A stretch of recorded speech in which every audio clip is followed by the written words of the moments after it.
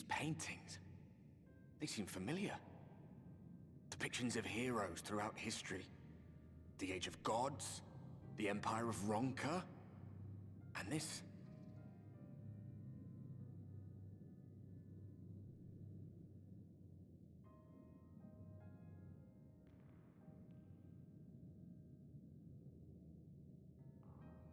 There was a man, a researcher who pored over these pieces. He offered us work when we needed it, slaying beasts, delivering provisions. A funny old bugger he was, but he had a good heart.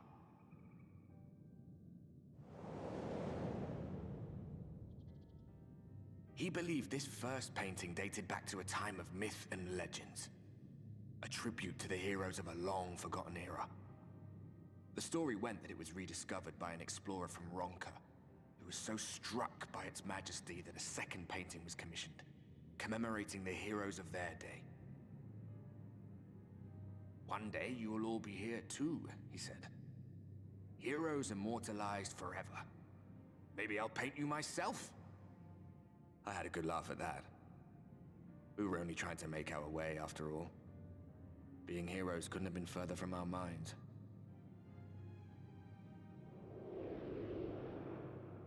But it seems he actually went and did it. Before or after the flood, I wonder. Rather faded, isn't it, compared to the others? Or did someone try to scrape it off the wall? Well, maybe the man himself once he came to his senses.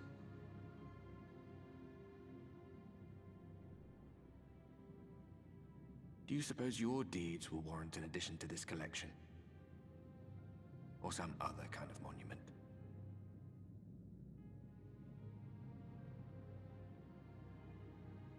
There you are. I have everything I need. Let us quit this place.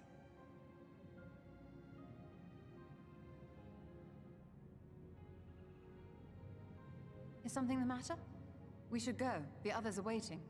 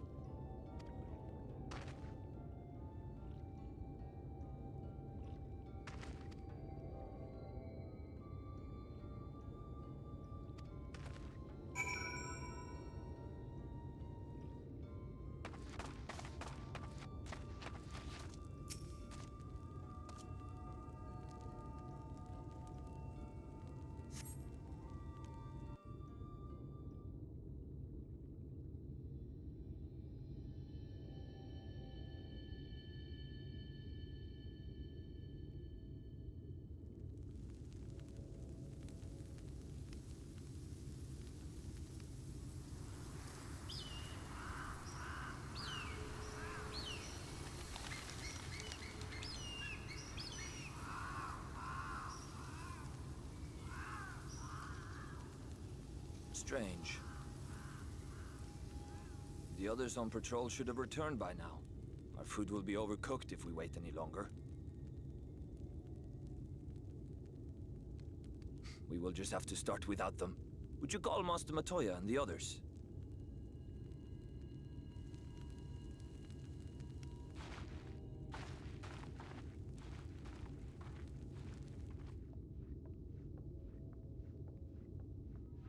I tire of these games, Urianger. Why do you pretend you cannot see it?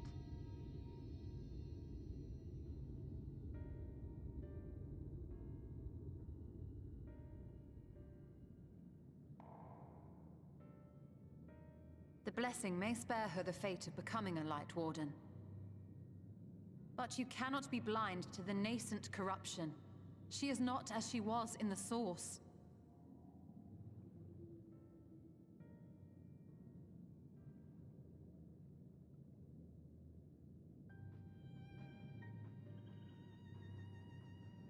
Though I have no proof, I fear that the light which poured forth from the Wardens was not negated at all.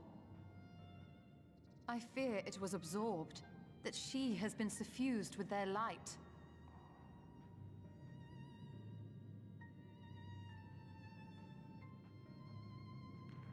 Though I have given thought to this possibility, I dare not speak until more is known.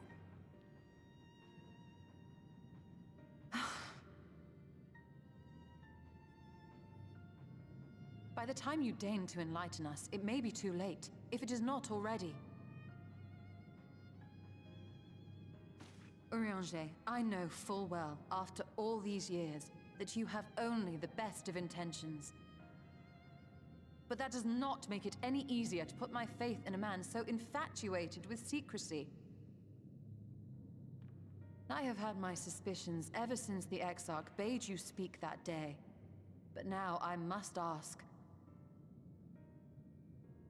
The 8th Umbral Calamity and all that followed. Everything you claim to have seen. Did you?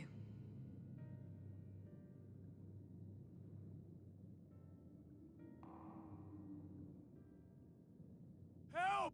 Someone help! The Ilmorans have come for us! We're under attack!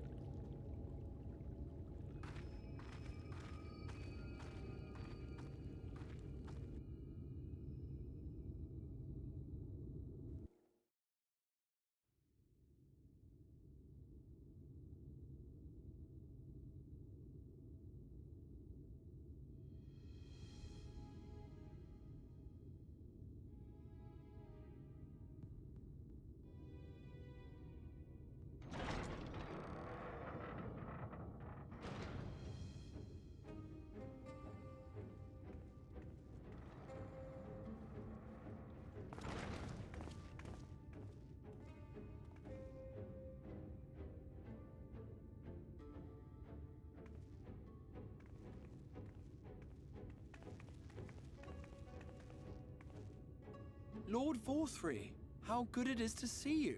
How long has it been? Not since your inauguration, unless I'm mistaken. Too long, at any rate. May I say, how humbled I am to be invited not only into your city, but your home. You are as generous as ever. And you as disingenuous. Let us dispense with the pleasantries. This merry band of dissidents people are calling Warriors of Darkness. They have slain Sin-Eaters, and by all accounts the Crystarium is complicit in their villainy.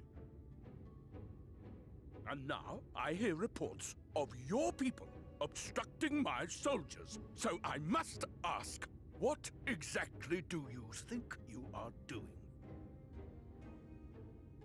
I might ask you the same thing. It should be clear, even to you, that defeating the Light Wardens represents the world's only hope of survival. Even now, the people of Lakeland and Ilmeg rejoice in the return of night. For 100 years, they yearned for a means to fight back against the Sin-Eaters, and at last they have found one.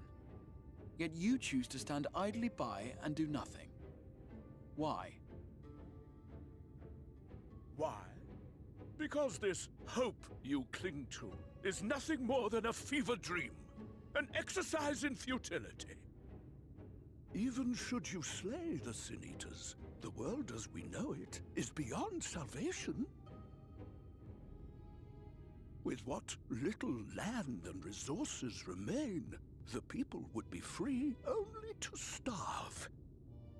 Before long, they would turn to violence, then to war, and ultimately usher themselves unto oblivion. They require a firm hand to shepherd them from the edge. The hand of a king, nay, a god. I will see their dreams fulfilled, their wishes granted. I will give them peace, order, and they shall never want for bliss.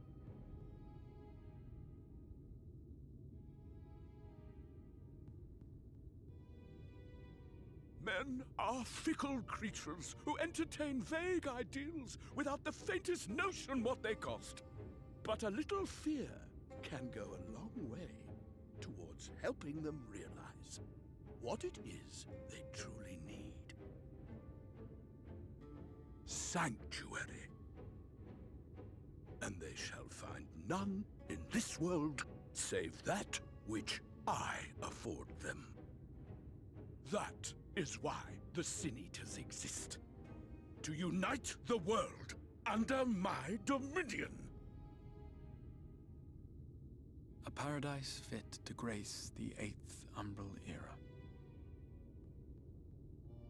What was that? A minor epiphany, nothing more.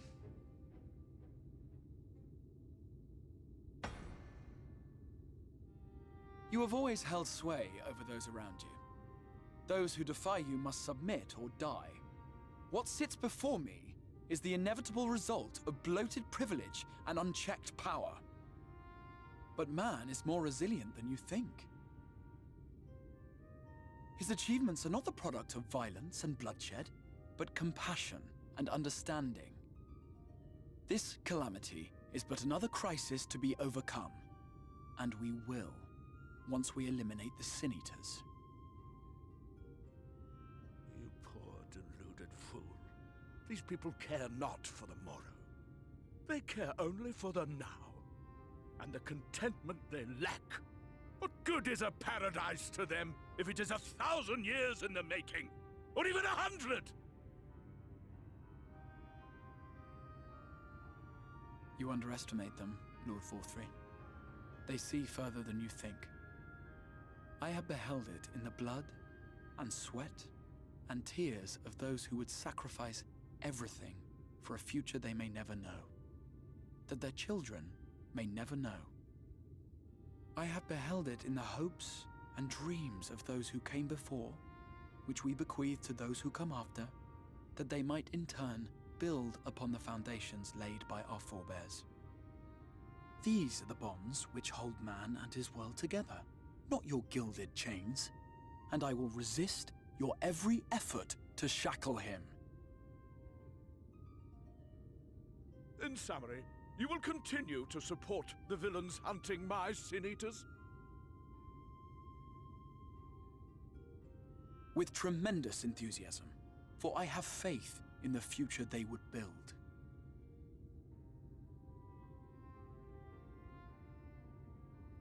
Why do I even bother? Fools, the lot of you! So naive! So painfully predictable! Did you imagine I did not know your mind? That I would wait until after this meeting to dispatch my forces? Even as we speak, they march to the Sin Eaters' defense. Insurrection will not be tolerated! The people of this world are mine to rule, mine to command. And you are no exception!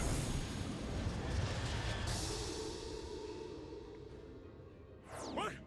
How did he... Insolent swine! I will not stand for this! Do you hear me?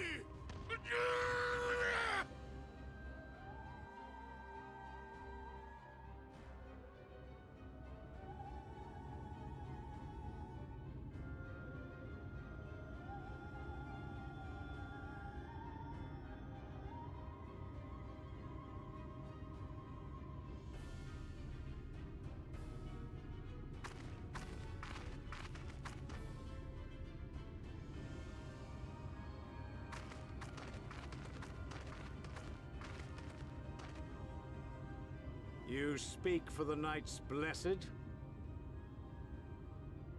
I do. I presume that is your doing. If you have come to parley, I must insist that you first return him to us. You're in no position to make demands.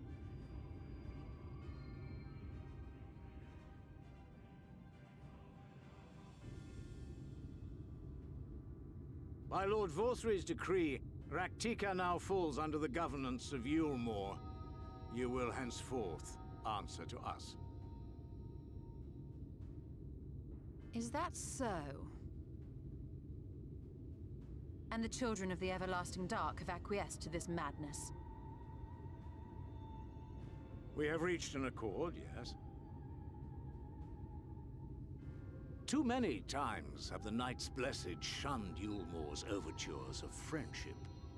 The risk that you harbor hostile intentions has grown too great to ignore. Therefore, his lordship has claimed dominion over this forest and bestowed executive authority upon the children of the Everlasting Dark. In his wisdom, Lord Vorthry has agreed to recognize ours as the only permissible expression of dark worship. It's one true faith. You and your false creed are a blight on these woods. A foul, unholy corruption that must be cleansed. Little wonder the Warrior of Darkness visits both Lakeland and Ilmeg, yet shuns Raktika. Your perverted teachings hold blessed Shadow at bay.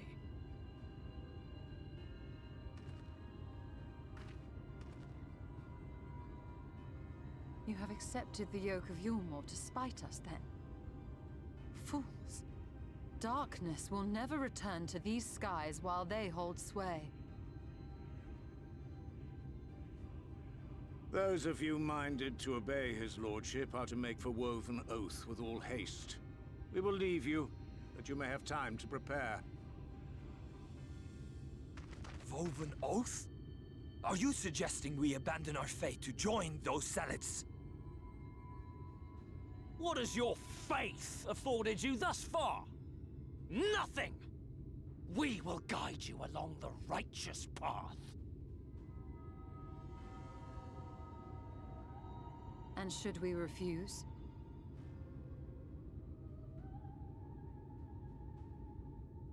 Anyone found here upon our return will be considered a traitor to Yulmore, and dealt with as such.